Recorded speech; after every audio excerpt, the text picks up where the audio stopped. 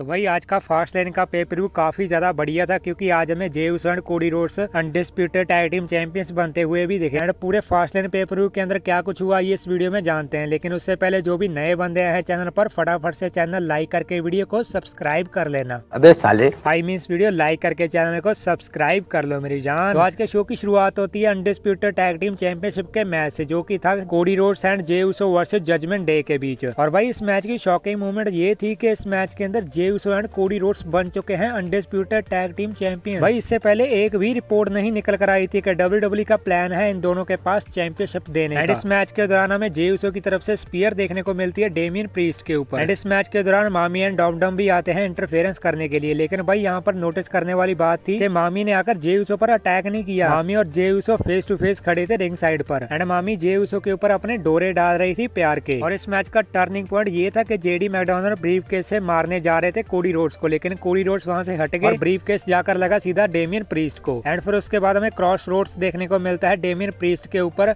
Announcer table पर। And फिर ring के अंदर अकेले बच गए थे फिन बैलर। सबसे पहले तो जे उसो ने सुपर किक मारी, एंड फिर उसके बाद कोडी रोड्स ने अपना कोडी कटर लगाकर पिन करके इस मैच में विक्ट्री ले ली है। एंड हमें new undisputed tag team champions देखने को मिलते हैं यहाँ पर, जो कि थे जे उसो एंड कोडी रोड्स। मुझे तो भाई ओपनिंग ही फास्ट लेन की इतनी ज्यादा खतरनाक लगी कि भाई मैं तो पूरे शो के लिए एक्साइटेड हो गया था यहीं से ही। तो इसके बाद हमें बैक स्टेज से एक सेगमेंट भी दिखता है जहाँ पर किसी सुपरस्टार का रिटर्न होता है। तो फाइनली जेड कारगिल का रिटर्न हो चुका है WWE में। एंड वहाँ पर ट्रिपल एच भाई जेड कारगिल के साथ दिखाई देते हैं हमें बैक स्टेज में। एंड जो इसके बाद मैच हुआ था वो था 6 मैन टैग टीम मैच, जो कि था Bobby Lashley and street profit versus LWO के बीच। और यहाँ पर LWO का जो पार्टनर था वो रिवील नहीं हुआ था। ये दोनों ही मैच के अंदर कम्पीट कर रहे थे Bobby Lashley and street profit के अगेंस्ट। और भाई इस मैच के अंदर रे मिस्टीरियो को इतना ज्यादा बजाया है बॉबी लैशली ने कि भाई रे मिस्टीरियो को टैग देने का टाइम ही नहीं दे रहे थे। पर एक मूवमेंट आता है कि रे मिस्टीरियो टैग देने जाते हैं अपने कॉर्नर पर, लेकिन वहाँ पर कोई भी नहीं खड़ा होता। तभी हमें एक सरप्राइज रिटर्न देखने को मिलता है जो कि एक्सपेक्टेड था। कार्लिटो रिटर्न आकर वहां से टैग लेते हैं रे मिस्टीरियो से। उसके बाद वो बॉबी लैशली को बजाते हैं एंड पिन के सहारे से इस मैच में विक्ट्री कर लेते हैं। और ये मुझे काफी ज्यादा शॉकिंग चीज लगी थी। बाकी आपके हिसाब से क्या बॉबी लैशली और स्ट्रीट प्रॉफिट को इस मैच को जीतना चाहिए था या फिर नहीं? मुझे तो लगता है यार कि जीतना चाहिए था, क्योंकि ये फर्स्ट मैच था इनका हील टर्न होने के बाद, और WWE ने पहला मैच ही हरवा दिया इनको। नेक्स्ट मैच आता है वुमेन्स चैंपियनशिप के लिए एक ट्रिपल थ्रेट मैच, जो की था Iyo Sky versus Charlotte Flair versus Asuka के बीच। इस मैच के शुरुआत में ही आस्का ने अपना पेंट जो है वो फेंक दिया था शार्लेट फ्लेयर के मुंह पे ऊपर। और भाई इस मैच में जो रिंग कॉर्नर से सुप्लेक्स लगाई है ना आस्का ने, वो तो भाई लिटरली खतरनाक था। तो इस मैच में एंड में क्या होता है कि बेली आती है, वो इंटरफेरेंस करती है।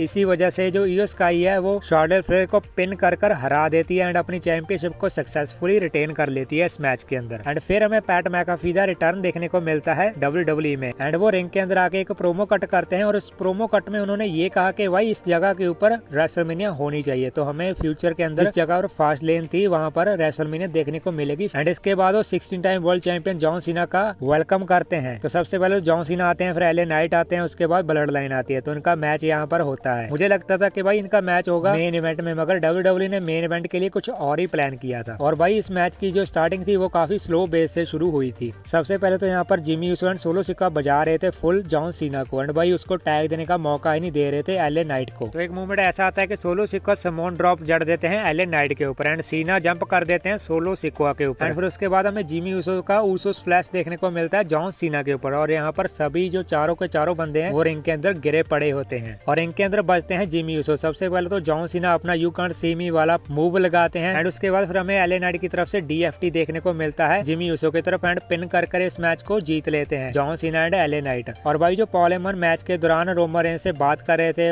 उसके साथ मजे ले रहे थे कि भाई हम जॉन सीना को पीट रहे हैं, और वो जो एक्सप्रेशन थे ना पॉल हेमन के, वो मैच खत्म होने के बाद लिटरली बदल ही गए थे कि भाई अब क्या होगा। क्योंकि आने वाला फ्राइडे नाइट स्मैकडाउन काफी ज्यादा बढ़िया होने वाला है। वहाँ पर ट्राइबल चीफ रोमन रेंज आने वाले हैं, एंड फुल क्लास लगने वाली है वहाँ पर सोलो सिक्का एंड जिमी यूसो। एंड इस मैच के खत्म होने के बाद बैक स्टेज से एक सेगमेंट दिखाई देता है जो कि था जजमेंट डे का। वहाँ पर डेमियन प्रीस्ट भाई इतना ज्यादा गुस्सा थे जेडी पर, तो वहाँ पर डेमियन प्रीस्ट डिमांड करते हैं मामी से कि मैंने वहाँ पर कैश इन करना है, लेकिन मामी वहाँ पर रोक देती है Damien priest, and Damien priest अपना ब्रीफ केस जो है वो मामी को थमा देते हैं। एंड फिर आता है टाइम मेन इवेंट का, जो कि था Seth Rollins versus Shinsuke Nakamura के बीच वर्ल्ड हेवीवेट चैंपियनशिप के लिए। एंड ये मैच एक लास्ट मैन स्टैंडिंग मैच था। इस मैच की शुरुआत रिंग साइड से ही शुरू होती है। ये दोनों ही रिंग साइड पर बजा रहे थे। अभी स्टील स्टेप्स से, और कभी जो मैट होता है रिंग साइड पर उसको हटाकर वहाँ पर सुप्लेक्स जड़ रहे थे। एंड भाई इस मैच के दौरान सभी चीजों का यूज हुआ था। वो जो कैंसी होती है उसका यूज हुआ, कैंडो स्टिक का, लैडर का, टेबल का, चेयर्स का, भाई सब चीजों का यूज हुआ। इस मैच में सबसे पहले तो सेथ रॉलिंस अपना स्टॉम्प जड़ते हैं, लेकिन वहाँ पर काउंट नहीं हो पाता। तभी ये दोनों फाइट करते करते क्राउड में चल जाते हैं। क्राउड में जाकर शिंसुके नाकामुरा लो ब्लो मार देते हैं सेथ रॉलिंस को, मगर सेथ रॉलिंस वहाँ पर खड़े हो जाते हैं अपने पैरों पर। भाई इसके बाद ये दोनों सुपरस्टार रिंग के पास आते हैं। वहाँ पर टेबल सेट होता है, तो वहाँ पर शिंसुके नाकामुरा सेथ रॉलिंस को सेट करते हैं टेबल के ऊपर एंड जंप कर देते हैं रिंग के ऊपर चढ़कर सेथ रॉलिंस पर। एंड फिर इसके बाद सेथ रॉलिंस एक लैडर निकालते हैं रिंग के नीचे से और वो